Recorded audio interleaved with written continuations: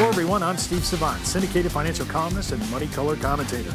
On today's show, life expectancy and mortality products, part 2 in our series on guaranteed lifetime income in retirement.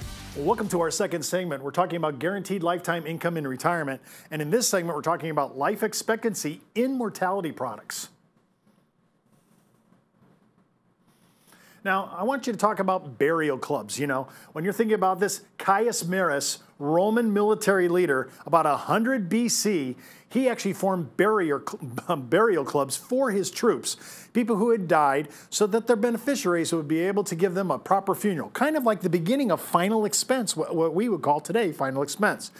They believed that without a proper burial, the spirits of the dead soldiers would haunt the living because there was no actual respect given to them at their death. How we got here after the Roman burial club, when you look at it, Rome invents a crude actuarial table.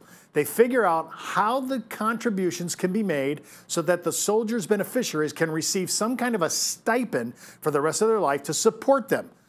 The first real construct of an actuarial table, though, after Sir Edmund Halley invented it, was right around 1706, where the Amicable Society sold its first policy, a life insurance policy. Now, before that, we already had them insuring shipping, insuring cargo transfers. They were insuring all sorts of mercantile and buildings, but not really people's lives. So at first, it looked at the society thought it was a bit morbid, but from a business point of view, it became quite clear that this is the way to go. So they started underwriting key people in business, and of course, this migrated into domestic insurance.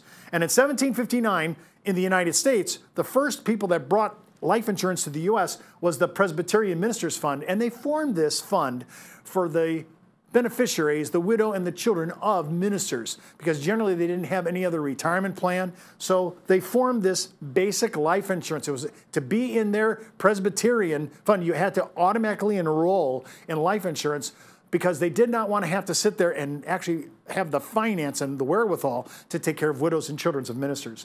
And then in 1762, the Society of the Equitable Insurance came online, really what I would call your first major stock company. And by the way, I would have to say probably if you looked at it this way, its successor all the way into the 21st century now is AXA, which is the big company out of France. So you're looking at 1762, the Society of Equitable Assurance.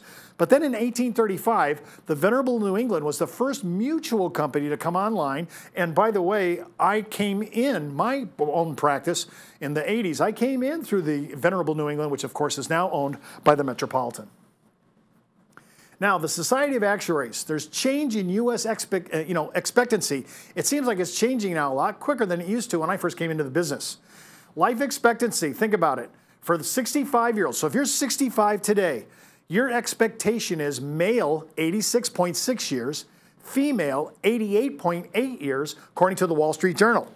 And right now, when you look at how many people that are turning 100 years of age, if you're married, and most of the time, 87% of the time, the female is going to outlive her male counterpart in a traditional marriage, that puts her at about age 93. So there apparently are some longevity benefits to being married. So if you start looking at age 100 based on these are averages, these aren't the attaining ages, these are average ages. That means that if a female is living at 88.8 years on the average, that means half of American women are going to live past that time. So I'm just trying to argue with you on the basis of math and actuarial science why what I'm going to be saying in these next couple segments is going to be true in my view. The U.S. has about 72,000. I'm sure that number is under right now, but the last report I saw was about 72,000 centurions, people that are centenarians or age 100. Worldwide, it's about 450,000. And then they believe that in 2050, there'll be 3 million centenarians in the U.S. and the world at large. I think it's going to be bigger than that, but we'll see. And by the way, the reason I say that is because we've seen no huge medical advance that has impacted mortality expansion yet. I think that's yet to come, and I think we'll see that in our lifetime.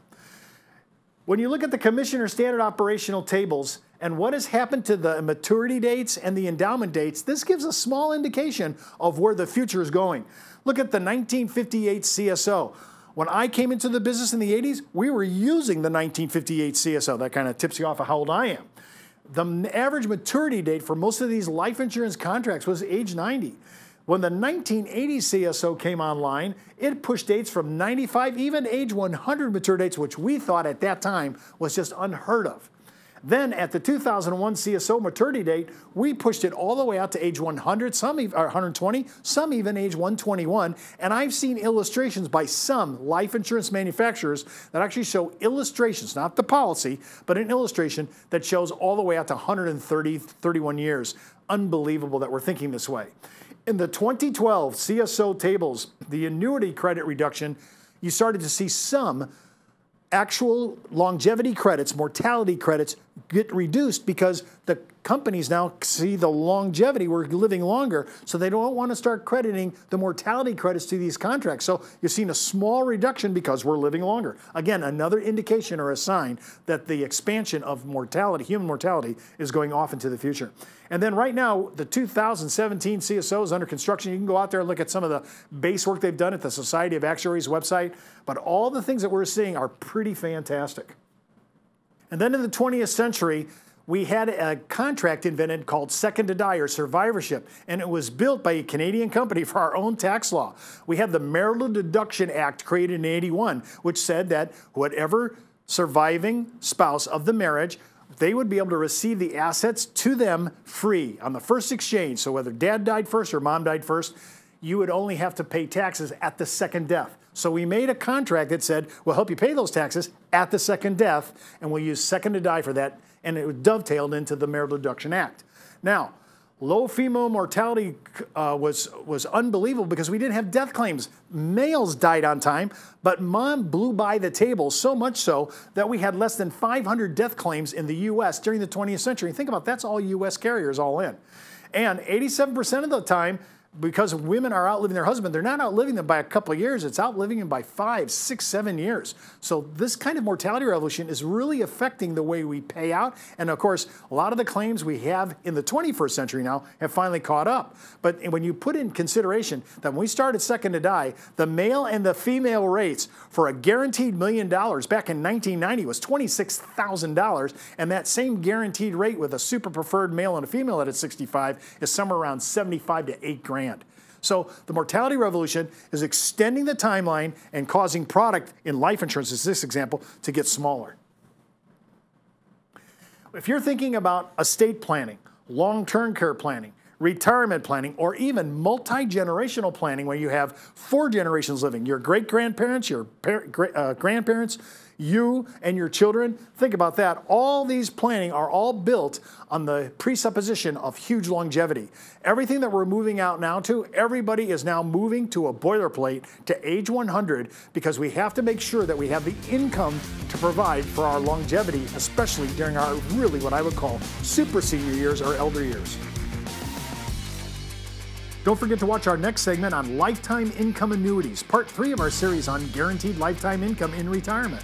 And keep in mind, before moving forward with any of the ideas on our show, always check with your tax consultant, legal counsel, or your financial advisor.